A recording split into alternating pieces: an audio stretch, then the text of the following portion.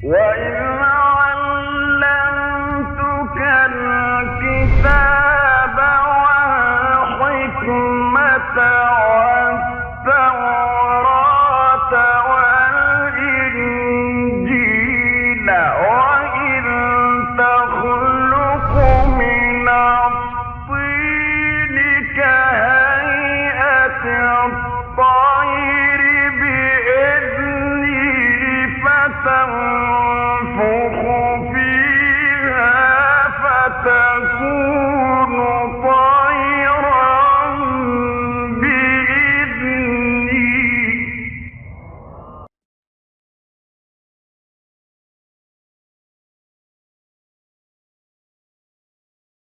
وسيئات أعمالنا من يهده الله فلا مضل له ومن يضلل فلا هادي له أشهد أن لا إله إلا الله وحده لا شريك له وأشهد أن محمدا عبده ورسوله لا نبي بعده. Baik, kita lanjutkan insyaallah kajian Bulughul Maram di bab kelima dari kitab As-Salah. Ya, bab al-hath ala al-khusyu' fi shalah. Bab tentang anjuran khusyuk dalam salat. Fadhal iqra. Bismillahirrahmanirrahim. Alhamdulillahi rabbil alamin wa sallallahu wasallama wa baraka ala abdihi wa rasulih nabiyina Muhammadin wa ala alihi wa sahbihi ajma'in. Allahumma ighfir lana wa li ustadina wa li jami'il muslimina wal muslimat. Amma ba'du, fa yaqulu al-Imam Ibnu Hajar al-Asqalani rahimahullah, babul hathi 'ala al-khushu'i fi shalah. Wa an Abi Hurairah radhiyallahu anhu qala naha Rasulullah sallallahu alaihi wasallam an yusalli ar-rajulu mukhtasiran, muttafaqun alaihi, wal lafdhu lil Muslim wa ma'nahu an yaj'ala yadahu ala khasiratihi. Wa fil Bukhari an Aisyah radhiyallahu anha anna dzalika fi'lul yahud. Baik.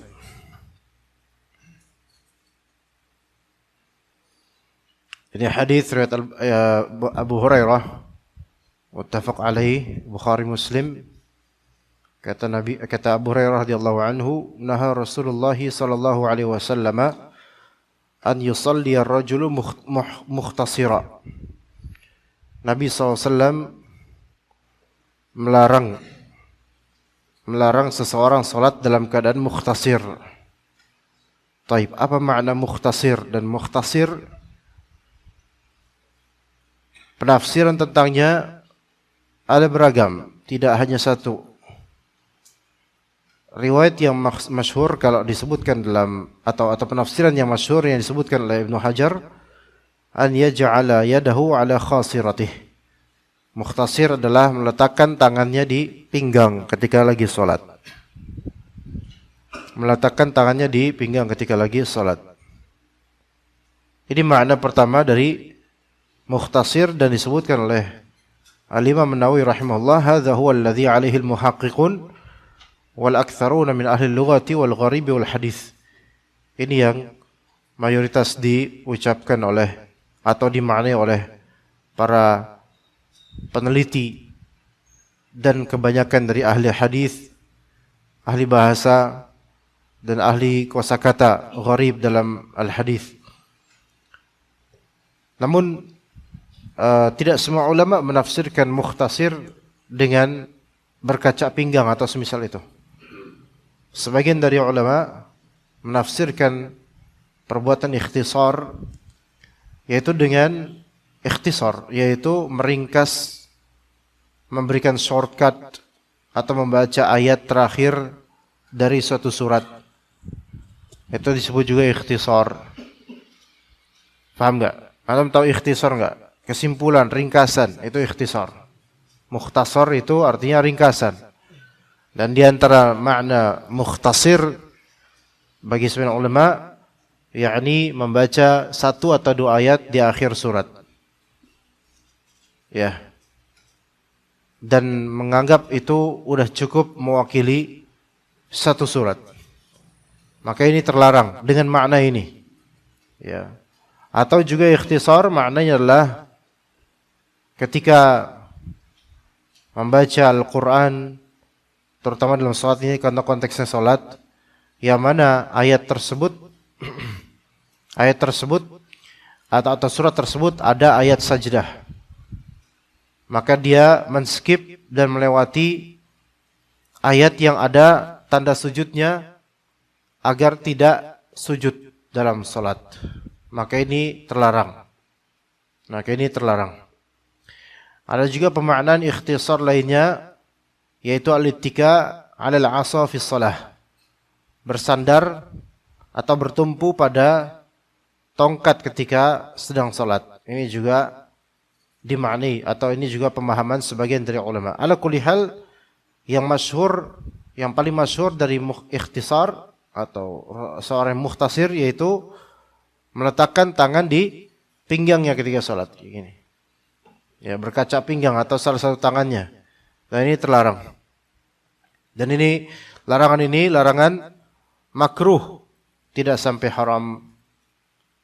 Maka kerap kali jumhur ulama mereka memiliki metode ketika seorang sahabat menghikayatkan Rasulullah melarang begini begitu, maka tidak serta-merta langsung dihukumi haram.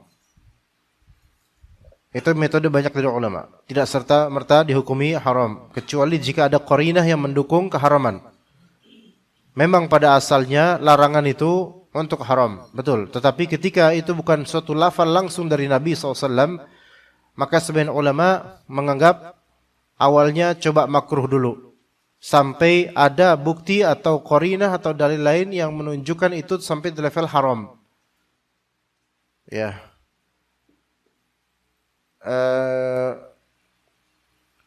Kayak misalnya Nabi SAW melarang jual beli ainah, jual beli gharar, ya, dan seterusnya. Itu bisa menjadi haram. Tapi jual beli gharar itu pun ada rinciannya, karena sebagian ulama mengatakan ma min bai'in illa wa fihi gharar. Tidaklah ada suatu jual beli melainkan pasti di dalamnya ada kadar ghararnya. Gharar itu ya jahalah, ketidaktahuan secara global maupun rinci. Tapi gharar pada asalnya dihukumi oleh ulama itu terlarang karena ada qarinah, yaitu prinsip Islam dalam menjaga harta. Kemudian jual beli gharar itu bisa menimbulkan perselisihan. Tapi itu jika ghararnya muathir, jika ghararnya membekas, baik itu ridha maupun tidak. Namun jika gharar tersebut membekas terhadap kuantitas atau kualitas, maka tidak boleh.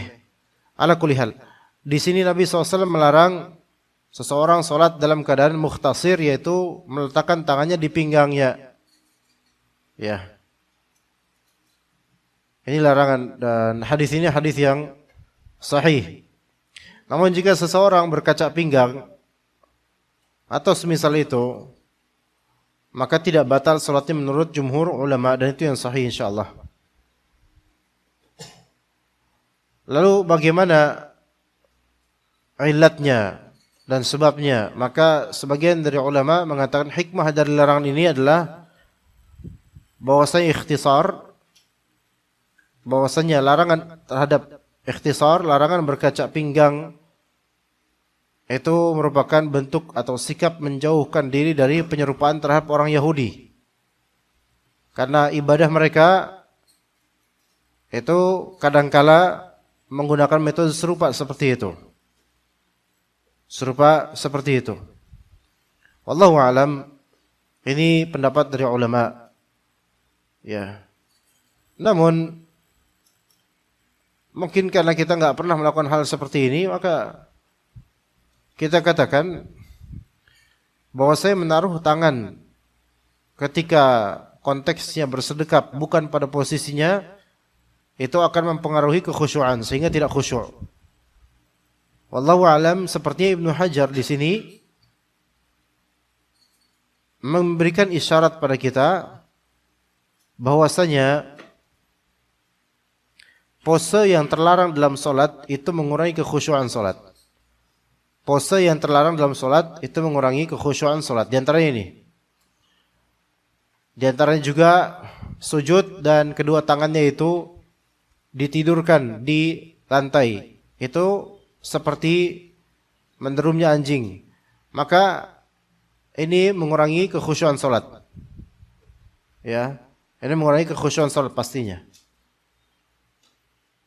Dan kemudian di antara isyarat juga seperti dari Ibnu Hajar rahimahullah dengan menempatkan hadis ini di bab anjuran khusyuk dalam salat, bahwasanya seseorang ketika dia melakukan hal yang gharib atau hal yang tidak biasa dilakukan baik oleh dirinya atau orang-orang lain saat salat, itu juga berpengaruh pada kekhusyuan salatnya. Jadi pose itu berpengaruh jika tidak sesuai sunnah. Kemudian hal yang tidak biasa dilakukan orang-orang salat itu juga mempengaruhi kekhusyuan salat. Ya. Lalu di mana pose tangan ketika sedang qiyam atau berdiri? Pose tangan yaitu tangan kanan di atas tangan kiri. Ya, itu yang sunnah. Dan juga di bawah pusar atau di pusar atau sedikit di atasnya. Adapun yang ada di dada, sebagian ulama mengatakan itu tidak sahih. Faham gak ikhwan? Sedekap kayak gini itu sebagian ulama mengatakan tidak sahih. Enggak, ini di dada enggak. Ini enggak sahih. Kelihatannya seolah-olah khusyuk. Tapi ketika itu riwayatnya tidak sahih, maka tidak bisa disebut khusyuk. Tidak ada kekhusyuan dengan hal yang melanggar atau tidak sesuai sunnah. Maka posisi kedua tangan ini imma dia tahta surrah di bawah pusar, atau ala surrah di pusar, atau a'la surrah di atas pusar sedikit. Ini kan pusar di atas kayak gini. Yantum kayak gini nih. Ini udah cukup. Ini paling tinggi lah gitu. Atau di pusar, atau di bawah dikit. Adapun kalau di sini, ini di sinetron biasanya. Maksudnya ini tidak ada hujjah yang qati'ah yang pasti untuk ini. Ala kulli hal itu tadi bersedekapnya di area situ. Oke? Bersedekapnya di area situ. Antum ngantuk? Ngantuk ya? Ya. Agak ya? Agak, maksudnya belakang antum agak namanya. Ngantuk juga. Enggak apa-apa, ngantuk aja tapi jangan tidur. Ya. Itu perjuangan yang berat, Masya Allah ya. Taib, jadi tadi itu sifat pose dalam salat, dan larangan di sini makruh. Maka seseorang ketika melakukan hal yang makruh dalam salat itu juga bisa berpengaruh pada kekhusyuannya. Maka dalam mazhab Syafi'i khusyuk itu sunnah. Secara hukum fikih khusyuk itu sunnah dalam mazhab Syafi'i. Tetapi kenapa begitu? Coba kalau misalnya khusyuk itu wajib, maka pasti ini tidak makruh. Maka hal-hal yang tadi dimakruhkan jadinya haram. Karena ma la yatimul wajibu illa bih fahuwa wajib. Hal-hal yang tidak akan sempurna kewajiban kecuali dengannya, maka itu diwajibkan juga. Ya, maka kalau ada hal yang menghalangi kekhusyuan, maka menjadi haram dong segalanya. Ya, begitu. Ya, jadi secara fikih khusyuk itu sunnah dalam mazhab Syafi'i. Baik, kita lanjut ke hadis berikutnya, fadhal. Radhiyallahu anhu anna Rasulullah sallallahu alaihi wasallam qala idza qaddima al-'asha'u fabda'u bihi qabla an tusallu al-maghriba, muttafaqun alaih. Baik, ini hukum mengakhirkan salat ketika ada makanan yang akan dimakan. Hadis Anas bin Malik radhiyallahu anhu anna Rasulullah sallallahu alaihi wasallam qala, Rasulullah SAW bersabda, "Idza quddima al-'asha'u fabda'u bihi qabla an tusallu al-maghrib." Jika makan malam, al-asya, makan malam. Telah dihidangkan, maka mulailah dengan makan malam sebelum kalian salat maghrib. Nah, di sini ada beberapa mufradat. Dan dalam riwayat Al-Bukhari, dalam lafal Bukhari ada tambahan wala tu'ajjilu an asyaikum atau wala ta'jilu an asyaikum. Ya, jangan kalian tunda makan malam kalian. Baik, dikatakan oleh Nabi SAW, idza quddimal asya, jika makan malam telah dihidangkan, quddima. Ya, al-asya itu at-ta'amul ladzi yu'kal fi waqtil 'ashi, yaitu sore. Makanan yang dimakan di waktu sore. Dan mungkin ini makan berat, kalau bahasa kita sekarang makan berat, bukan jajanan. Yang Anda tahu di zaman Nabi SAW enggak ada jajanan, tukang cilok enggak ada. Dulu makan ya begitu aja, makanya lebih sehat mereka. Enggak? Yang membuat kita itu makin tambah sakit atau mudah sakit itu apa? Jajanan sebenarnya. Sebenarnya jajan. Dan enak-enak jajanan kita sekarang. Enggak? Jadi justru makanan-makanan ekstra, ya pas lagi iseng itu yang membuat penyakit rata-rata. Dibandingkan makanan-makanan biasa seperti nasi pun mengandung gula dan seterusnya. Itu masih biasa. Tapi jajanan-jajanan ini yang kita nggak tahu. Dulu waktu kita sekolah, ada nggak anak Jakarta di sini, kawan? Dulu ada namanya PLKJ. Antum tahu PLKJ nggak? Nggak ada orang Jakarta di sini. PLKJ itu Pendidikan Lingkungan Kesehatan Jakarta. Itu suatu canangan dari pemerintah dulu, di gubernur, maksudnya pemerintah Jakarta, untuk semua dari sekolahan di Jakarta, selain ada PPKN, ada PLKJ. PPKN apa PPKN? Kalau PPKN semua Indonesia itu. Tapi PLKJ Jakarta doang, Pendidikan Lingkungan Kesehatan Jakarta. Itu kita diajarin betul-betul di situ kesehatan, lingkungan dan seterusnya.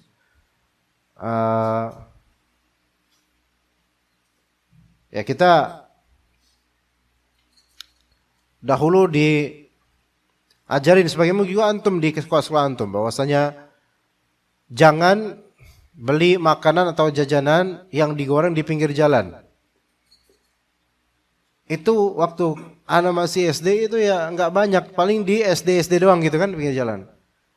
Dulu dagangan pinggir jalan kayak sekarang tuh jarang, nggak seperti sekarang.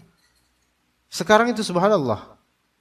Pinggir jalan, motor makin banyak, asap udah seorang sekarang nggak ada mikir sama sekali tentang polusi yang menempel pada makanan-makanan yang akan mereka makan. Nggak ada mikir sama sekali.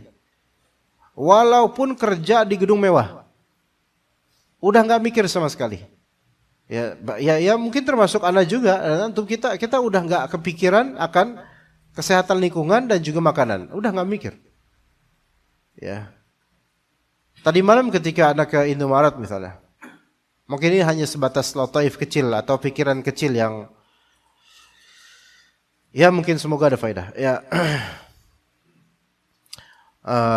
Petugas Indo atau Alfa Indomaret kayaknya. Anda beli sesuatu gitu kan. Si petugas ini perempuan. Dan Anda lihat dia pesan kopi. Dia bukan pesan, dia punya kopi yang telah dia pesan ya. Nama mereknya bukan jenggot atau aga, bukan. Nama mereknya kopi baper apa ya? Kopi baper gitu.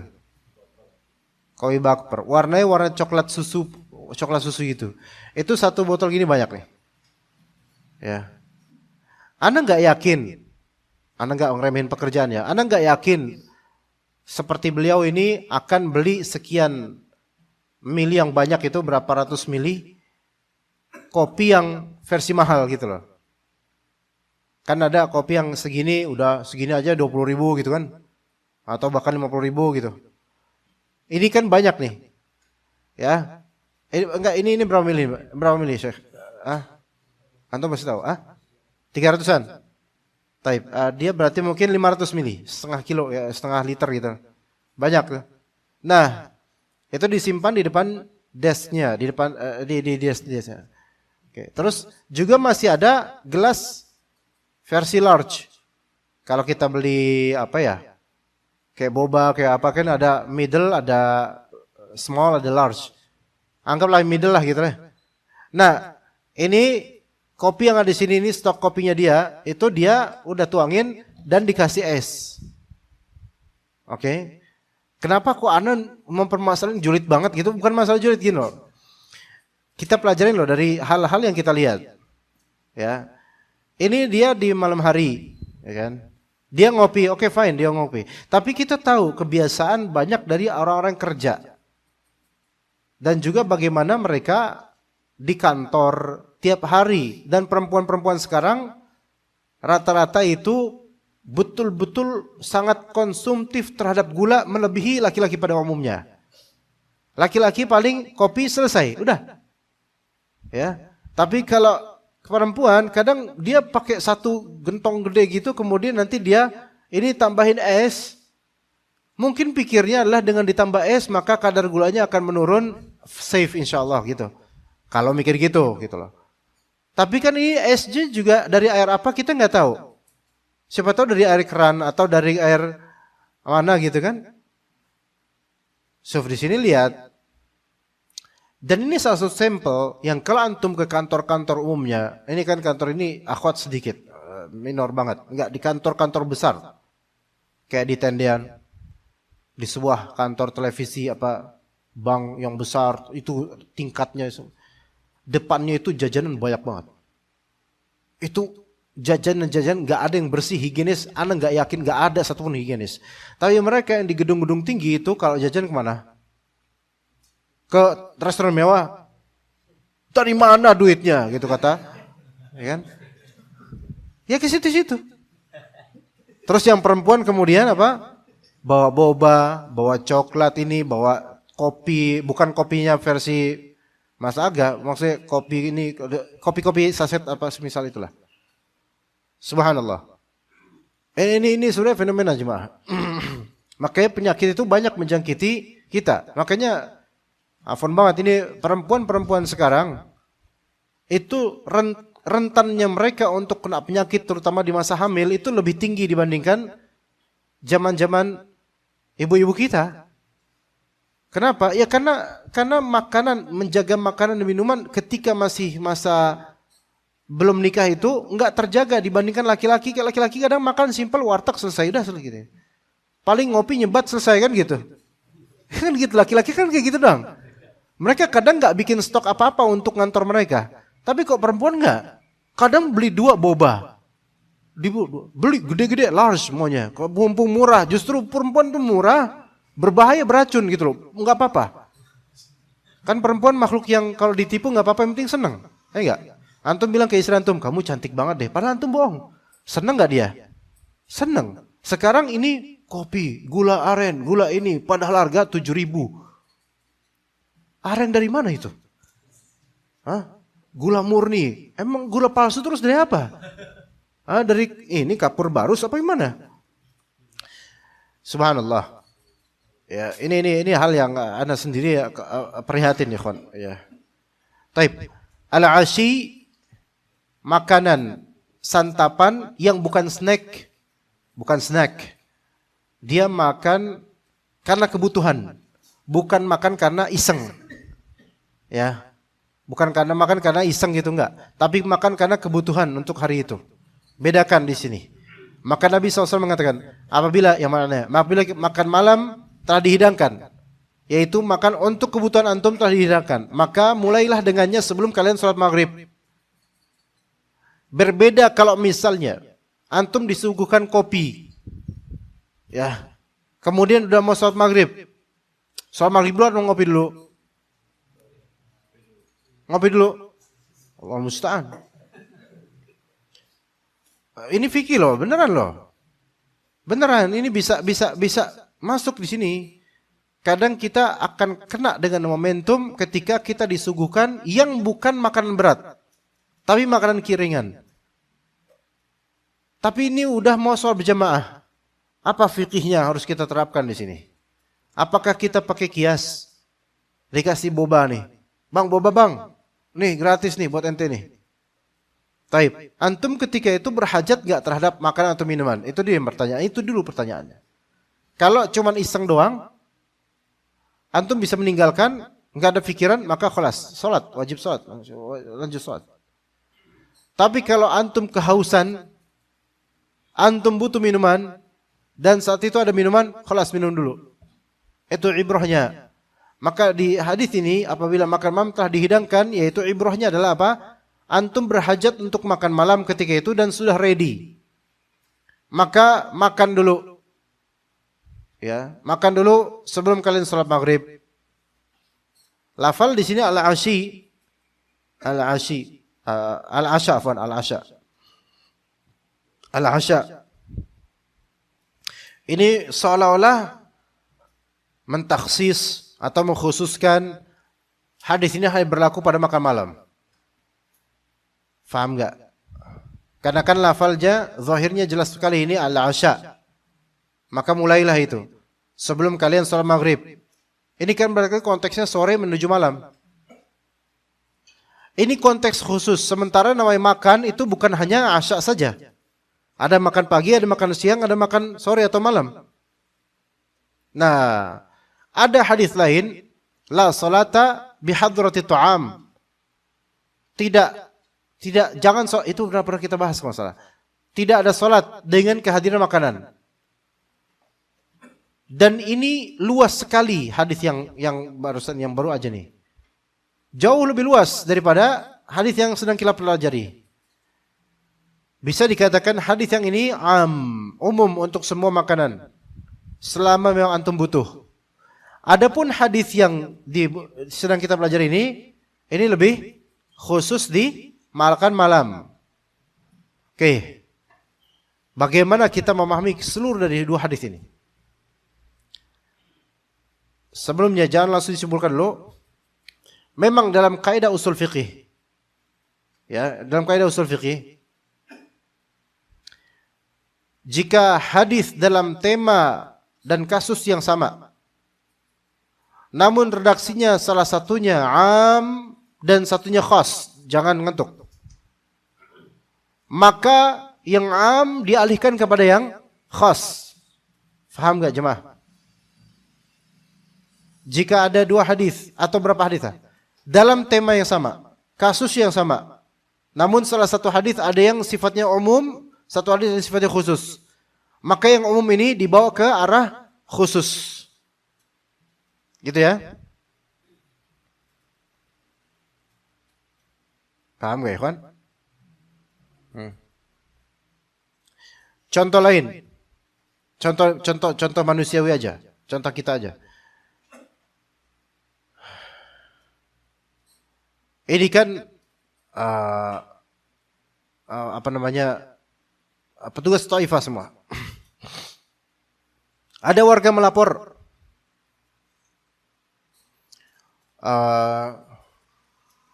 Pak, melapor ke Pak Andik. Pak Andik ini kan selaku bosnya, pemimpinnya. Ini tadi ada yang beli di warung saya, pakai baju seragam Taifah. Ya. Nah, tapi dia belum bayar, gitu misalnya. Lupa. Belum bayar tadi. Yang mana Pak orangnya? Nah, itu dia, saya nggak tahu. Mukanya sama semua, Pak. Oh iya. Nggak ciri-ciri apa, bajunya sama, mukanya serupa. Saya juga bingung, Pak. Ini kan masih ambigu, mubham atau mutlak atau majhul, nggak sih? Okay. Namun kemudian ada saksi yang menyatakan, saya tahu muka yang mana, bengetnya saya tahu, bengetnya kayak mana. Kasar banget. Dikira maling apa? Wajahnya itu wajah ngantukan pas jam 8:30. Beliau pakai peci hitam. Besar badannya dan keberatan cincin. Biar nggak ngantuk. Keberatan cincin. Maka akhirnya kan ini kan lebih spesifik.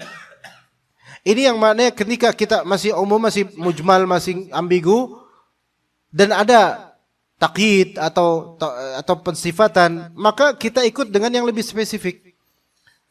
Lalu apa umum ini apa gunanya? Ya, mungkin umum ini adalah konteks awal, ya mungkin ada faedahnya pada waktunya, tapi pensifatan yang lebih spesifik inilah yang lebih kita fokuskan. Itu asalnya begitu. Nah, sekarang bagaimana dengan dua hadis ini? Jika hadir apa namanya? Idza hadaratis shalah la salat liman la salat liman kif? La salat bi hadaratit ta'am. Ini umum sekali. Makanan apapun. Ya. Selama antum butuh walaupun cuma iseng tapi butuh misalnya. Karena kelaparan gitu. Nah, konteks di hadis ini konteks yang khusus. Isya atau asya makan malam. Bisa dipahami nggak maksud jalur pikiran Anda? Maksudnya apa? Anda pengen ngetes antum di sini. Hadis pertama, jangan sholat dengan kehadiran makanan. Ini umum nggak? Umum, makanan apa aja. Hadis yang sedang kita pelajari, jika sudah ada makanan malam, maka makan aja dulu, jangan sholat dulu. Ini lebih khusus nggak konteksnya? Lebih khusus. Gimana sikap kita terhadap dua hadis ini? Lalu bagaimana hukumnya untuk makanan-makanan di luar makan malam, makan siang misalnya? Ya. Kita pakai hadis yang umum apa yang khusus? Kalau pakai hadis yang umum jelas ya udah kita makan dulu. Tapi kalau pakai hadis yang khusus, lah ini kan bukan makan malam, ini makan siang. Gimana dong? Maka kita katakan jemaah, konteks yang khusus ini tidak menjadikan hukumnya khusus. Dan konteks yang umum dari lafal-lafal umum, idza la salat liman hadratit ta'am, konteksnya umum. Itu tidak dialihkan kepada khusus, karena ini juga bisa diumumkan dengan qiyas. Diumumkan dengan qiyas. Dan dua hadis ini terintegrasi satu sama lain dalam rabit yang satu, dalam ikatan yang satu, yaitu apa? Satu, kebutuhan untuk makan. Dua, masalah kekhusyuan yang tidak bisa dilakukan ketika sedang kelaparan dan ada makanan. Antum kalau misalnya lapar di siang hari Ramadan zuhur, kira-kira antum makan dulu apa sholat zuhur dulu? Sholat dulu baru habis makan. Beda rasanya antum sholat dalam keadaan lapar, makan belum siap dan nggak boleh makan, pasti bisa tetap khusyuk insyaallah, dibandingkan makanan udah ada, antum kemudian mau sholat, kepikiran nggak? Kepikiran, lapar. Begitu. Faham bedanya sini? Ini perhatian syariat pada kita. Ya. Ketika antum tidak memiliki ikatan, maka bapernya itu nggak ada. Tapi ketika antum ada ikatan tapi nanggung, bapernya ada dan nggak enak, enggak? Ngerti nggak ya ngomongin, kawan? Misal antum ketemu perempuan di jalanan, cakep, ya. Kemudian antum, wah cakep nih, tapi nggak mungkin, dia kan anak orang kaya, sedangkan anak, ya nggak usah dibilang gitu lah, nggak enak lah gitu. Dah nggak lah, udah nggak ada ikatan, nggak ada apa, ya udah, nggak ada masalah. Tapi ketika antum lihat itu akhwat, subhanallah, itu cadarnya berderai-derai, ya ini kan hitam, cara hitam, kan lebar tuh. Kena angin, setan kemudian membuat pikiran antum, padahal nggak tahu itu bungkusan apa, kan kita nggak tahu. Itu pasti cantik itu, makanya ditutupin supaya nggak kelihatan cantiknya. Ya padahal kita nggak tahu, siapa tahu kalau ngewe kita nggak tahu dia siapa. Tapi apa? Udah ada pikiran, udah ada ikatan pikiran gitu loh. Terus akhirnya dia mau nyebrang, antum tawarin, mau nyebrang, ukhti, ya, iya akhi. Sini saya seberangin, afwan akhi bukan mahram, ya gitu. Afwan akhi anak bisa sendiri, kata ukhti itu. Terus ada tukang parkir mau nyebrang neng, iya pak, seberangin pak. Giliran tukang parkir mau, saya nggak mau gitu kan. Kesel nggak? Kesel. Kenapa? Karena antum ada harapan ke dia. Sama kayak orang lagi sholat, dia ada harapan itu ada makanan, pasti nyangkut di hatinya. Ya, ini pernah terjadi pada antum? Hah? Kok antum ketawanya betul-betul deep gitu, dalam gitu ketawanya? Ya, tukang parkir.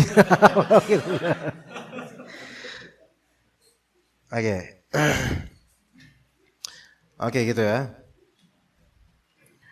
Jadi mulailah dengannya sebelum kalian sholat. Jadi gitu. Ini hadis ini bisa sebagai bahan qiyas untuk makan-makan lainnya, gitu ya.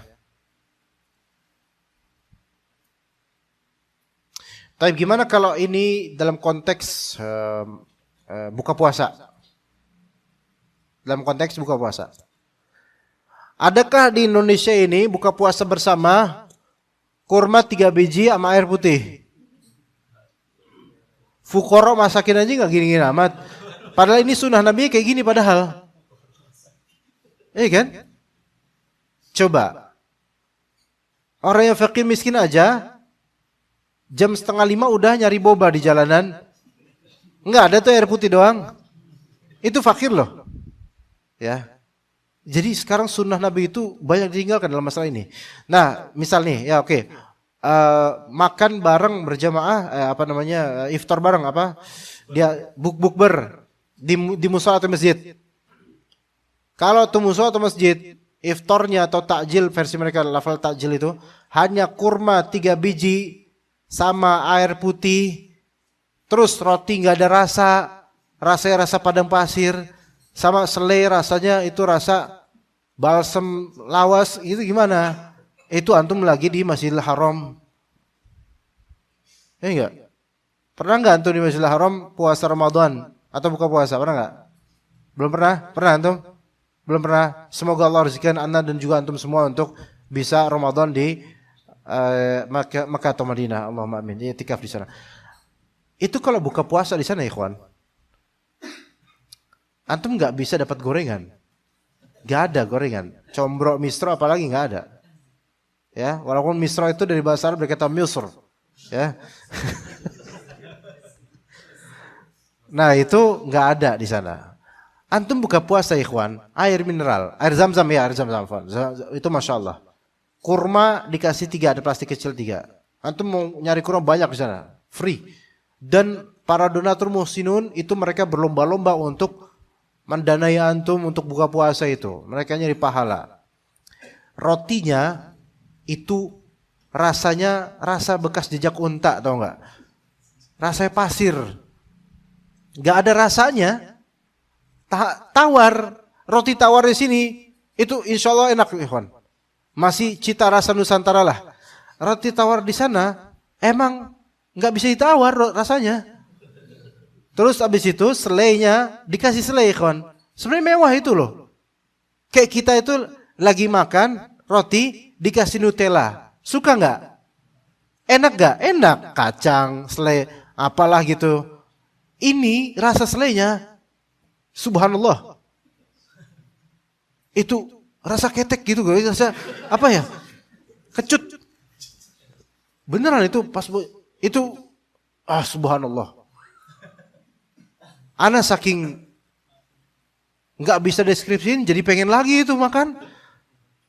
Anehnya minta ampun rasanya. Orang Indonesia makan pertama kali ini buka puasa itu kayak lagi uji nyali gitu, kayak ini apaan nih? Takut basi, kayak rasa keju asam basi gitu loh. Tapi bagi orang Arab itu adalah orang Arab, lahapnya minta ampun makan itu. Itu namanya marok atau apa gitu, semacam. Jadi makan beneran lah, Masya Allah. Tapi beneran beda banget, subhanallah. Ya, gorengan gak ada gorengan. Jadi itu salah satu challenge kalau antum bukber di Makkah Madinah atau di Masjid Nabawi, Masjidil Haram. Pahala besar, tapi makanannya ya nggak seperti makanan kayak kita. Nah, sekarang di kita itu tradisi orang Indonesia ketika buka bersama maghrib, iftar, itu lama nggak biasanya? Lama itu. Lama, wong rukun buka puasa bagi orang Indonesia aja masih belum dihabak semuanya, lontong belum. Ya kan? Dicampur sama sambal kacang, pedes, kemudian campur sama bakwan, dipotong-potong lagi, udah lotek dah habis itu. Apalagi belum es mambonya, es campurnya ini semua. Ini orang nih puasa tujuannya apa coba? Ya kita nih. Kita ngindarin gula, ngindarin kolesterol, habis itu buka langsung. Langsung balas dendam, intiqam, langsung balas dendam. Terus pas sholat udah penuh. Program dietnya itu gatot udah. Ya. Subhanallah. Dan itu agak lama. Nah, ketika memang orang Indonesia kayak gini, ya. Kemudian DKM bilang ke Marbot, komat itu udah dulu 5 menit lagi gitu. Maka apakah ini diperbolehkan secara syariat atau tidak? Bukan Marbot, bukan DKM deh, imam bilang. Kan haknya imam. 5 menit lagi, masih banyak makan. Apakah itu suatu kebaikan? Kalau berangkat dari zahir hadis ini, ya iya, karena orang bakal kepikiran. Tapi sebenarnya enggak. Karena apa? Ente tuh udah makan banyak, akhi. Apalagi yang belum? Itu yang sosis sana saya belum. Masih aja kan? Jadi gini loh, bedakan antara kepikiran karena hajat betul-betul dengan kepikiran karena syahwat. Kalau kepikiran murni karena syahwat, maka ini tidak ditolerir. Sholat cepat. Tapi kalau kepikiran karena hajat, belum makan, lapar banget, maka oke, makan dulu. Dan kita yakin bahwasanya sebenarnya 15 menit itu udah cukup. Bahkan lebih dari cukup. Udah bisa makan apa aja tuh 15 menit. Kan biasa gitu tuh, 10 atau 15 menit. Bahkan Rasulullah SAW aja cuman kurma, mungkin 3, kemudian akhir, selesai. Itu gak sampai 5 menit tuh. Gak sampai 5 menit. Roti kagak gitu. Nah, jadi bedakan ya antara yang memang lagi kebutuhan untuk makan, maka ditunda sholatnya, dengan yang memang itu murni syahwat, udah banyak makan. Taib. Kita lanjut ke hadis berikutnya. Kita berapa hadis putar? 3 hadis tadi. Berarti habis ini terakhir nih. Ini udah harusnya ini udah. Antum siapa antum nyetop kajian Anda? Harusnya udah enggak, satu lagi. Tambahin, fadhal. Iqra.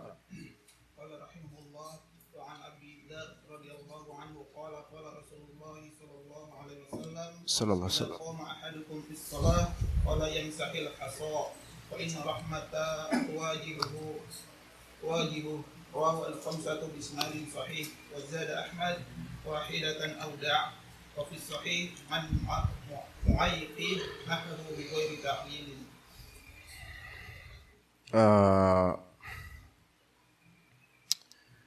Ini hadis dhaif sebenarnya ya. Dhaif ini hadis. Tapi ada versi sahih li ghairihinya ya.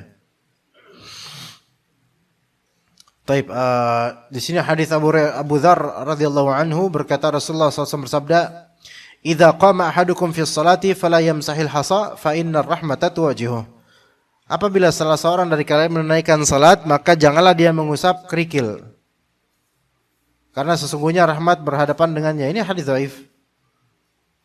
Walaupun sebagian ulama menghasankan hadis ini. Iya. Jadi jika seorang dari kalian salat, ini hadis riwayat siapa? Ahmad, Abu Dawud, An-Nasai, Tirmidzi, Ibnu Majah. Dan apa kesimpulannya oleh penulis, oleh pemberi ta'liq? Dhaif ya. Iya, dhaif.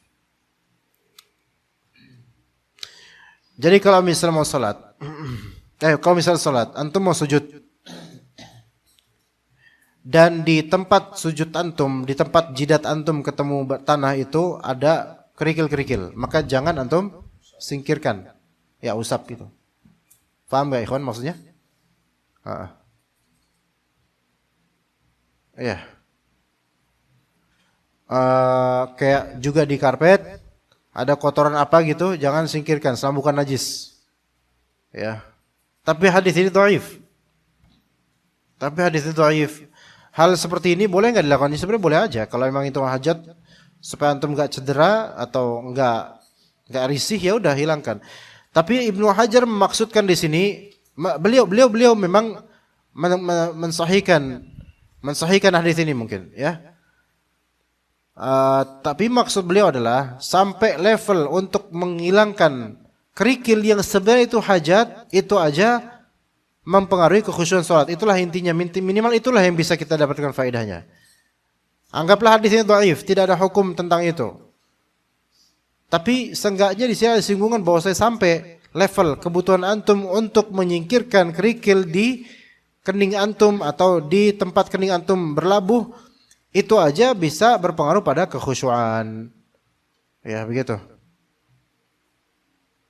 Ya. Wallahu a'lam. Tapi hadis itu dhaif juga, jadi tidak bisa diperpanjang. Kemudian juga ikhwan, dalam beberapa mazhab atau pendapat ulama bahwasanya mengusap kening setelah sujud itu makruh. Karena itu berpengaruh pada kekhusyuan dengan gerakan yang tidak penting. Dan tidak begitu hajat juga. Jadi antum ketika sujud kadang kena debu kalau bagi yang lantai gitu kan. Nempel nih. Ini makruh bagi sebagian dari ulama. Dan juga di mazhab Syafi'i juga ada pendapat seperti itu. Maka dalam mazhab Syafi'i, bukan mazhab Syafi'i, maka orang-orang dari kalangan Indonesia ini yang awam, bahkan alimnya juga, selesai salat, assalamualaikum warahmatullahi wabarakatuh, mereka apa? Ini. Dalilnya apa? Dalilnya adalah dua hal. Dalilnya dua. Pertama, atau alasan mereka ada dua. Yang pertama, di mazhab mereka mengusap kening selagi sholat itu makruh. Maka usaplah nanti setelah selesai sholat, itu maknanya. Itu logika mereka gitu. Itu satu. Tapi kan ini bukan dalil sebenarnya. Dalil kedua atau hujah kedua mereka, sholat secara bahasa adalah doa. Nah, kalau habis doa ngusap wajahnya enggak? Maka habis sholat ngusap wajah gitu. Paham enggak? Itu dalil. Lagi pula ada hadis yang Rasulullah SAW setelah doa beliau mengusap wajahnya. Hadisnya dhaif. Hadisnya dhaif. Tapi dipakai oleh mereka gitu loh. Makanya setelah sholat usap wajah. Mereka tahu Rasulullah SAW setelah sholat nggak pernah mengusap wajah, mereka zikir. Tapi mereka membuat qiyas. Karena Rasulullah SAW kalau selesai doa pernah mengusap wajah di hadis dhaif. Maka hadis dhaif ini jadikan qiyas. Untuk sholat yang sama-sama sholat dan doa itu satu makna. Maka setelah sholat usap wajah. Itu dalilnya, tak kasih tahu. Tapi dua-dua dalil tersebut tidak qawi. Jadi tinggalkan perbuatan ini. Begitu kan? Ya. Alhamdulillah gitu habis salat, assalamualaikum warahmatullahi wabarakatuh. Alhamdulillah selesai juga. Kan kayak gitu kesannya. Ya kan? Istighfar lah gitu. Ya. Baik. Ini berkaitan dengan khusyuk dalam salat. Oke, mungkin itu hadis yang bisa kita sampaikan pada hari ini. Insyaallah kita lanjut pada pekan berikutnya biiznillah taala. Barakallahu fikum jami'an. Ada pertanyaan enggak di sini, kawan? Enggak ada kah? Ya khair, kita cukup sampai situ insyaallah. Sallallahu ala nabiyina Muhammad wa ala alihi wa sahbihi ajma'in. Subhanakallahumma bihamdika asyhadu an la ilaha illa anta astaghfiruka wa atubu ilaik. Assalamualaikum warahmatullahi wabarakatuh.